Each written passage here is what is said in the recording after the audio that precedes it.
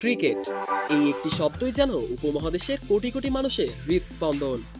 Bharat, Pakistan, Bangladesh, cricket এখানে শুধু খেলায় নয়, এটি একটি আবেগ, একটি সংস্কৃতি।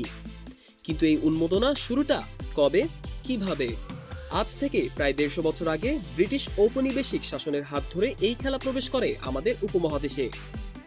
ইংল্যান্ডে জনপ্রিয় এই খেলাটিকে ব্রিটিশরা তাদের সংস্কৃতির অংশ হিসেবেই নিয়ে আসে।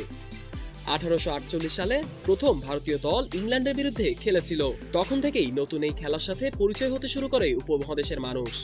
1850-এর দশকে কলকাতায় প্রথম ক্লাব ম্যাচ আয়োজিত হয়, যেখানে স্থানীয়রাও অংশ নিয়েছিল। ধীরে ধীরে কলকাতা হয়ে ওঠে ভারতীয় ক্রিকেটের কেন্দ্রবিন্দু।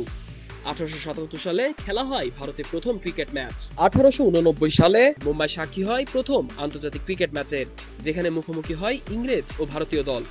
এই ম্যাচ ভারতীয়দের মধ্যে ক্রিকেটের আগ্রহ আরো বাড়িয়ে দেয়। এরপর একে একে মুম্বাই, চেন্নাই, দিল্লির মতো শহরে গড়ে ওঠে ক্রিকেট ক্লাব। 1932 সাল ছিল ভারতীয় ক্রিকেটের এক ঐতিহাসিক মুহূর্ত।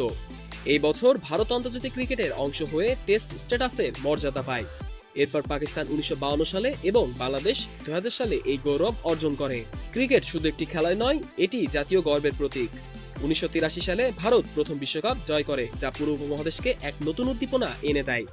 এরপর 1992 সালে পাকিস্তানও বিশ্বকাপ জেতে। বাংলাদেশ 2000 সালে টেস্ট স্ট্যাটাস পাওয়ার পর 2015 সালের বিশ্বকাপে তাদের অসাধারণ পারফরম্যান্স নতুন আশার সঞ্চার করে। ব্রিটিশ শাসনের হাত ধরে আসা ক্রিকেট আজ ভারত, পাকিস্তান ও বাংলাদেশের জাতীয় পরিচয়ের অংশ। এই তিনটি দেশ ক্রিকেটের মাধ্যমে বিশ্বমঞ্চে নিজেদেরকে তুলে ধরেছে এবং এটি তাদের জনগণের জন্য এক শক্তিশালী ঐতিহ্যে পরিণত হয়েছে।